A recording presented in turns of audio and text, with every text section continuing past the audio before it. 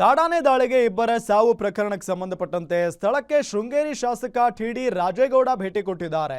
ಶಾಸಕರ ಮುಂದೆಯೇ ಗ್ರಾಮಸ್ಥರು ಆಕ್ರೋಶವನ್ನ ವ್ಯಕ್ತಪಡಿಸಿರುವುದು ನೋಡಿ. ಕಾಡಾನೆ ದಾಳಿಗೆ ಇಬ್ಬರ ಸಾವು ಪ್ರಕರಣಕ್ಕೆ ಸಂಬಂಧಪಟ್ಟಂತೆ ಸ್ಥಳಕ್ಕೆ ಶೃಂಗೇರಿ ಶಾಸಕ ಟಿಡಿ ರಾಜೇಗೌಡರು ಭೇಟಿ ಕೊಟ್ಟಿದ್ದಾರೆ.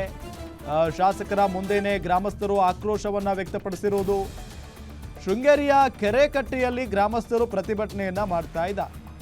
ಪ್ರತಿಭಟನೆ ಕೈ ಬಿಡುವುದಕ್ಕೆ ಪ್ರತಿಭಟನಾಕಾರರು ಮಾತ್ರ ಒಪ್ಪಿಲ್ಲ. ಸ್ಥಳಕ್ಕೆ ಅರಣ್ಯ ಸಚಿವರೇ ಆಗಮಿಸುವಂತೆ ಪಟ್ಟು ಹಿಡಿದಿದ್ದಾರೆ. ಘಟನಾ ಸ್ಥಳಕ್ಕೆ ಅಧಿಕಾರಿಗಳನ್ನ ಹೋಗಲು ಬಿಡದೆ ಪ್ರೊಟೆಸ್ಟ್ ಮಾಡಿದ್ದಾರೆ. ಹೆದ್ದಾರಿಯಲ್ಲಿ ಡಿಸಿ, ಎಸ್ಪಿ, ತಹಸೀಲ್ದಾರರನ್ನ ತಡೆದು ಆಕ್ರೋಶವನ್ನ ವ್ಯಕ್ತಪಡಿಸಿರೋದು ನೋಡಿ. ರಸ್ತೆಯಲ್ಲೇ ಅರಣ್ಯಾಧಿಕಾರಿಗಳನ್ನ ತಡೆದಿದ್ದಾರೆ ಸ್ಥಳೀಯರು.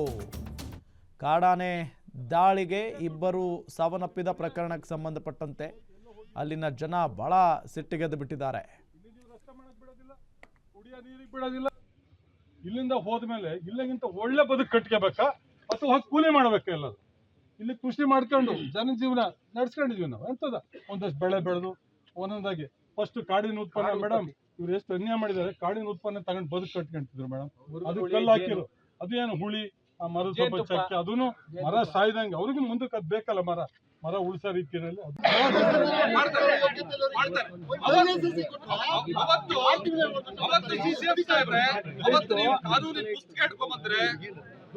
ಸೆಕ್ಷನ್ಸ್ ಹೇಳಿದ್ರೆ ಇಲ್ಲಿ ಬಂದು ಜನ ದಂಗೆ ಹೇಳ್ತಾರೆ. ಪ್ರಾಣಿಗಳನ್ನ ಬೆದರಿಸೋದಕ್ಕೆ ಒಂದು ಗನ್ ಲೈಸೆನ್ಸಿಗೆ ಅರ್ಜಿ ಕೊಟ್ರೆ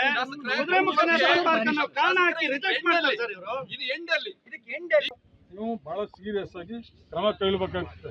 ನೀವೆಲ್ಲ ಒಂದ್ ಸ್ವಲ್ಪ ವರ್ಷ ಗಿಡ ಹಾಕೋದು, ಚರಂಡಿ ಹೊಡೆಯೋದು, ಬೇರೆ ಬೇರೆ ಕೆಲಸ ಬಿಟ್ಬಿಡಿ. ಪೂರ್ಣ ಹಣ ಇಲ್ಲಿಂದ ರಿಹ್ಯಾಬಿಟೇಷನ್ ಜನರಲ್